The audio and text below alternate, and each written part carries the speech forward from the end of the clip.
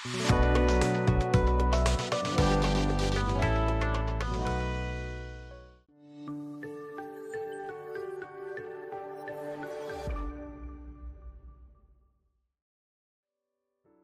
Kitab Suci Nasional tahun 2024. Allah sumber keadilan. Kitab Nahum dan Kitab Habakuk. Disusun oleh Romo Banu Victor Rahadi PR. Pertemuan keempat. Menjadi manusia yang bersukacita karena Allah yang adil. Kitab Habakuk bab 3 ayat 1 sampai 19. Keadilan dapat tercipta hanya jika manusia memahami dan sekaligus bersukacita karena memiliki Allah yang adil. Pemahaman akan Allah yang adil ini harus tumbuh dan berkembang dalam diri manusia berdasarkan pengalaman akan aneka macam kebaikan Allah dalam hidupnya. Pengalaman-pengalaman positif akan Allah itu akan membangkitkan optimisme dalam diri manusia beriman bahwa hidup yang dijalaninya adalah berkat dan rahmat dari Allah yang terus-menerus menghendaki agar hidup manusia berada dalam kondisi damai sejahtera dan adil. Nubuat Habakuk membantu orang beriman dalam memahami Allah yang adil melalui doa. Doa dalam arti dialog dengan Allah menghantarkan orang beriman kepada pemahaman akan kondisi yang dialami, sekaligus kehendak Allah yang harus terjadi. Pemahaman itu pada gilirannya akan mendorong orang beriman untuk sampai pada perwujudan dan penghayatan iman yang benar. Iman yang benar adalah iman yang tekun setia, bertahan, bahkan dalam periode krisis sekalipun, sebagaimana yang diungkapkan Habakuk sebagai suatu kepenuhan hidup orang beriman. Iman itu tumbuh dan berkembang berkat dialog yang intensif antara Allah dan orang beriman. Hanya melalui dialog dengan Allah, aneka macam pertanyaan, keberatan, sikap iman, dan keterbukaan terhadap semua harapan untuk dapat mengenali, menafsirkan, dan memahami jalan sejarah dan masalah akan diperoleh seorang beriman. Doa Nabi Habakuk menurut nada ratapan. Tuhan, telah kudengar kabar tentang Engkau, dan pekerjaan-Mu ya Tuhan ku kagumi. Hidupkanlah itu di zaman ini. Nyatakanlah itu di zaman ini. Dalam murka ingatlah akan kasih sayang. Allah datang dari negeri Teman, yang maha kudus dari pegunungan Paran. Keagungannya meliputi langit, dan bumi penuh dengan pujian kepadanya. Ada kilauan seperti cahaya sinar, cahaya dari tangannya, dan disitulah tersembunyi kekuatannya. Di depannya berjalan sampar dan wabah mengikuti jejaknya. Ia berdiri dan berguncanglah bumi. Ia melihat dan bangsa-bangsa dibuatnya gemetar. Hancur luluhlah gunung-gunung yang ada sejak purbakala, dan bukit-bukit yang berabad-abad menjadi rata. Itulah lintasannya berabad-abad. Aku melihat kemah-kemah orang Kusyan di bawah tekanan, dan tenda-tenda tanah Midian bergetar. Terhadap sungai-sungaikah, ya Tuhan, terhadap sungai-sungaikah murka-Mu menyala-nyala? Atau terhadap lautkah amarah-Mu ketika Engkau mengendarai kuda-Mu dan kereta kemenangan-Mu? Busur-Mu telah Kau buka telanjang, telah Kau isi dengan anak panah. Keluarlah sungai-sungai dari bumi yang Kau belah.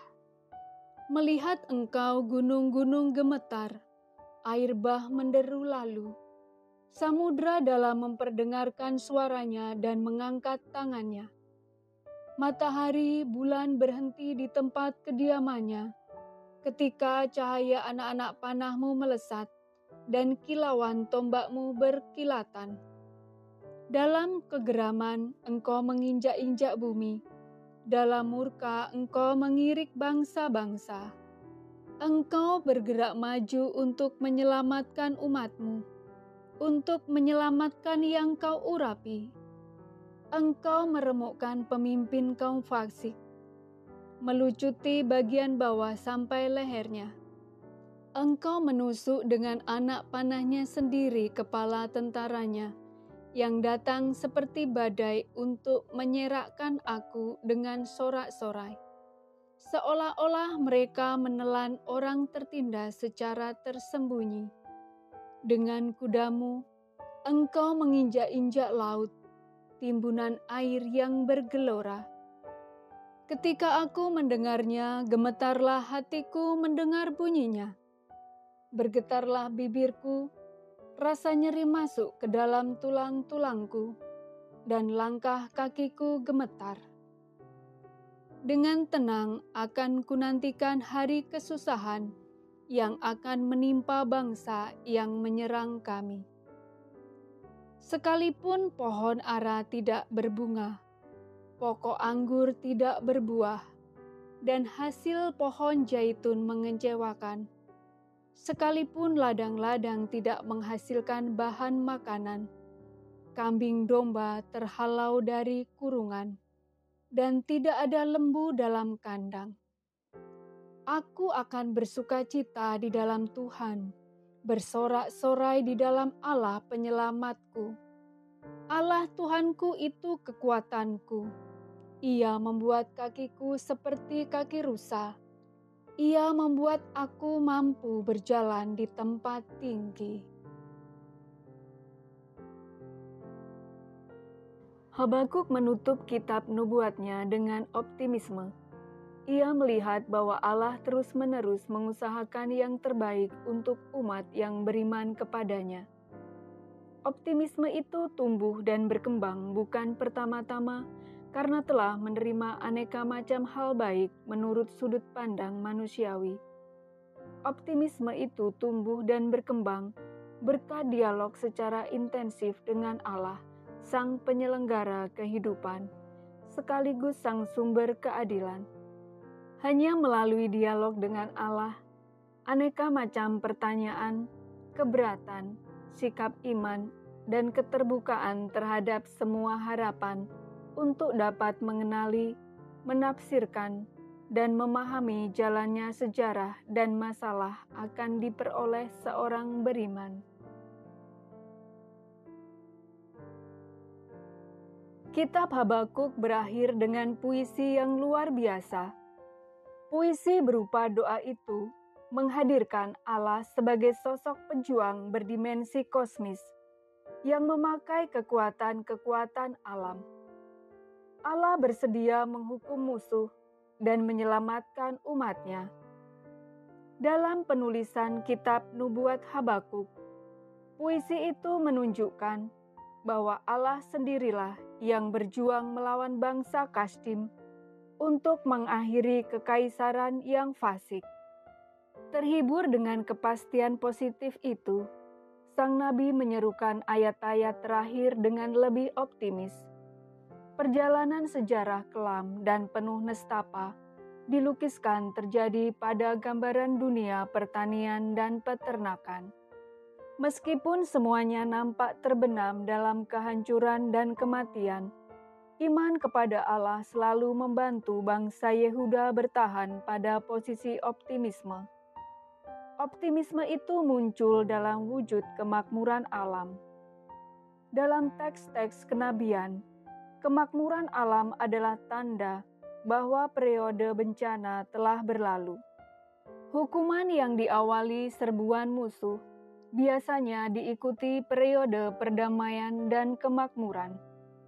Dalam pola ini, alam dan alur sejarah tampak bersatu padu dalam menunjukkan situasi damai yang harmonis. Selain itu, optimisme juga tampak pada disposisi batin sang nabi. Walaupun alam tidak menghasilkan buah-buah yang diharapkan, Habakuk tetap optimis bahwa Allah yang menjadi kekuatannya. Kenyataan itu menjadi tanda bahwa masalah sejarah belum terpecahkan. Oleh karena itu, masih dibutuhkan seruan ratapan dan pertolongan melawan bangsa penindas dan intervensi ilahi yang disampaikan dalam wujud dan bentuk doa Mazmur. Seluruh kenyataan itu memang pahit, akan tetapi seperti Ayub, Habakuk telah menata disposisi batinnya sepanjang pengalaman religiusnya. Ia tidak menyesal atau bertanya lagi. Sebaliknya, ia justru bersorak-sorai dan beria-ria di dalam Tuhan penyelamatnya. Iman yang benar adalah iman yang tekun setia, bertahan, bahkan dalam periode krisis sekalipun, sebagaimana yang diungkapkan Habakuk sebagai suatu kepenuhan hidup orang beriman. Lebih dari itu, iman yang benar adalah yang terus-menerus menaruh kepercayaan kepada Allah. Sekalipun ladang-ladang tidak menghasilkan bahan makanan. Karena memang ibadah itu kalau disertai rasa cukup, memberi keuntungan besar. Dengan demikian, iman Kristen yang benar menurut Habakuk dan yang digaungkan Paulus adalah kredibilitas, keadilan, ketegasan, dan kesetiaan dalam melakukan kebenaran yang berbasiskan pada kasih, kredibilitas, keadilan, ketegasan, dan kesetiaan untuk memenuhi kehendak Allah.